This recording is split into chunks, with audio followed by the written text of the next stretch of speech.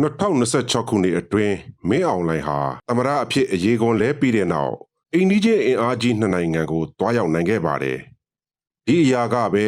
သူ့ရဲ့စစ်အုပ်စုနဲ့ထောက်ခံသူတွေအတွက်တန်တမန်ရေးအောင်ပွဲအဖြစ်ဝင်ကြွားစေရဖြစ်နေပါတယ်။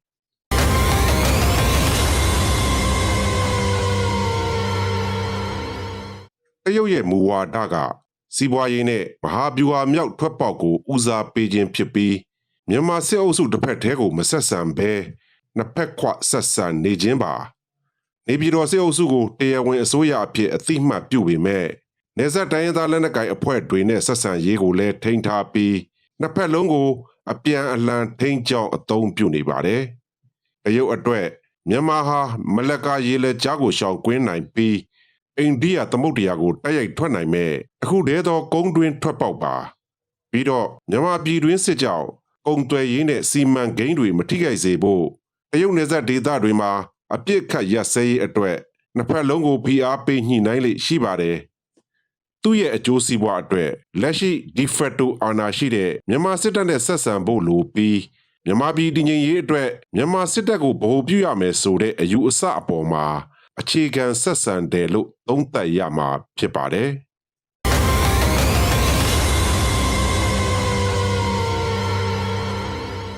အိန္ဒိယရဲ့မူဝါဒကလက်တွေ့ဆန်တဲ့လုံခြုံရေးနဲ့တရုတ်ဩဇာလွှမ်းမိုးမှုကိုတံပြန်ခြင်းဖြစ်တယ်လို့ဆိုရမှာပါကမ္ဘာအကြီးဆုံးဒီမိုကရေစီနိုင်ငံဖြစ်ပေမဲ့မြန်မာဒီမိုကရေစီရေးတဲ့သူ့ရဲ့အမျိုးသားလုံခြုံရေးကိုပိုပြီးဦးစားပေးပါတယ်ဒါကြောင့်ဒီဖက်တိုအာဏာနဲ့လက်နက်ချုပ်ကင်ထားတဲ့မြန်မာစစ်အုပ်စုနဲ့တိုက်ရိုက်ဆက်ဆံရေးကိုအလေးထားပြီး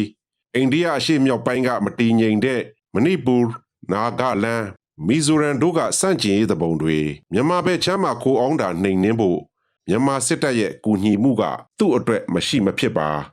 ဒီထက်ပိုတာကမြန်မာဟာတရုတ်လက်အောက်ခံဖြစ်သွားပြီးအင်္ဂလာပင်လယ်အော်ကိုတရုတ်စစ်တပ်ရောက်လာမှာအလွန်စိုးရိမ်နေခြင်းဖြစ်ပါတယ်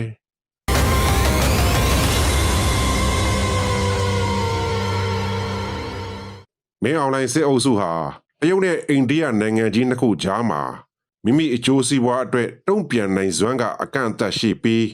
မိမိရှင်သန်ရပ်တည်ရေးနဲ့အာဏာတည်မြဲရေးအတွက်ဒီနိုင်ငံကြီးတွေအပေါ်မိခိုနေရတဲ့အခြေအနေမှာပဲရှိနေပါသေးတယ်။နိုင်ငံတကာမဟာဗျူဟာမြောက်လေးလာစမ်းစစ်သူတွေကတန်တမန်ရေးရာကစားကွက်မှာမြန်မာစစ်အုပ်စုရဲ့လက်ရှိအနေအထားကိုရှုထောင့်သုံးချက်နဲ့သုံးသပ်နေကြတာတွေ့ရပါတယ်။ပထမအချက်အရ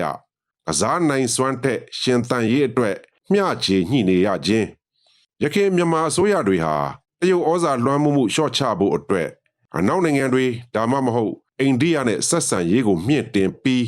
ကစားနိုင်စွမ်းရှိခဲ့ပူးပါတယ်လက်ရှိမင်းအောင်လှိုင်စစ်အုပ်စုကပြည်တွင်းစစ်ပွဲတွေစီးပွားရေးပြိုလဲမှုတွေအနောက်နိုင်ငံတွေရဲ့ပိတ်ဆို့အရေးယူမှုတွေကြောင့်ကမ္ဘာစင်မြင့်မှာရွေးချယ်စရာမရှိတော့ပါဘူးဒါကြောင့်နိုင်ငံကြီးနှစ်ခုကြားကစားခြင်းတဲ့ဒီနိုင်ငံလုံးကမိမိကိုဆက်လက်ထောက်ခံစေဖို့ဒူးထောက်တောင်းဆိုနေရတဲ့အနေအထားဖြစ်ပါတယ်ဒုတိယအချက်တရုတ်နှင့်အိန္ဒိယကသာမြန်မာနိုင်ငံကိုအသုံးချ၍ကစားနေခြင်းအိန္ဒိယကစားကွက်ကမြန်မာကိုတရုတ်လက်ဝေခံနိုင်ငံမဖြစ်စေဖို့အိန္ဒိယအရှေ့မြောက်ပိုင်းကသဘုံတွေကိုထိန်းချုပ်ဖို့အိန္ဒိယသမုဒ္ဒရာလုံခြုံစေဖို့ရှေ့ရှုပြီးစစ်ကောင်စီကိုဖိတ်ခေါ်ဆွေးနွေးခြင်းဖြစ်ပါတယ်တရုတ်ကစားကွက်ကမြန်မာစစ်အုပ်စုကိုနိုင်ငံရေးအရာအသိအမှတ်ပြုမှုပေးထားပေမဲ့တစ်ဖက်မှာနေဆက်တိုင်းရင်းသားလက်နက်ကိုင်အဖွဲ့တွေကိုပါဝါချိန်ခွင်ညှိဖို့ဆက်လက်ထိန်းကျောင်းထားပါတယ်တတိယအချက်စီးပွားရေးနှင့်စစ်ရေးအရာအင်အားကြီးနဲ့နေခြင်းနိုင်ငံကြီးနှစ်ခုကြားကစားဖို့အတွက်ကိုယ့်ဘက်မှာအားသာချက်ဒါမှမဟုတ်နိုင်ဖဲတွေရှိရမှာဖြစ်ပေမဲ့လက်ရှိမြန်မာအစိုးရမှာတော့ထိုကတ်တွေရှိမနေပါဘူးတရုတ်နဲ့အိန္ဒိယတို့ရဲ့စီးပွားရေးစီမံကိန်းကြီးတွေရှိတဲ့နယ်မြေအများစုကိုအပြည့်အဝမထိန်းချုပ်နိုင်တော့လို့စီမံကိန်းတွေကိုကာကွယ်နိုင်တယ်ဆိုတဲ့အာမခံချက်ပေးကစားနိုင်စွမ်းလျော့နေသွားပါပြီ။မင်းအောင်လှိုင်ရဲ့အိန္ဒိယခရီးစဉ်မှာသဘောတူညီချက်တွေမရခဲ့ပေမဲ့တရုတ်ခရီးစဉ်မှာတော့သဘောတူညီချက်နဲ့နားလည်မှုစာချွန်လွှာ18ခုအထိချုပ်ဆိုခဲ့ခြင်းကတရုတ်ကိုအဓိကမိခိုနေရကြောင်းပြသနေတာပါ။အရင်ကအရှေ့မြောက်ဒေသမှာရမခတိုင်းတပ်တွေအပြင်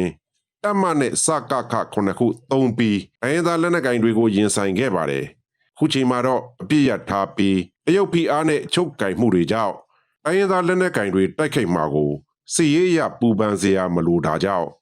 အရှိမြောက်မှာရမခတိုင်းလက်ကျန်တပ်နဲ့တပ်မတစ်ခုပဲသုံးပြီး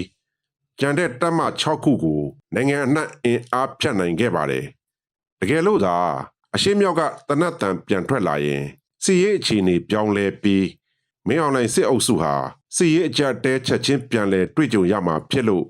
ဒီကစားနိုင်စွမ်းကတရုတ်လက်ထဲရှိပြီးမင်းအောင်လှိုင်လက်ထဲမရှိပါဘူး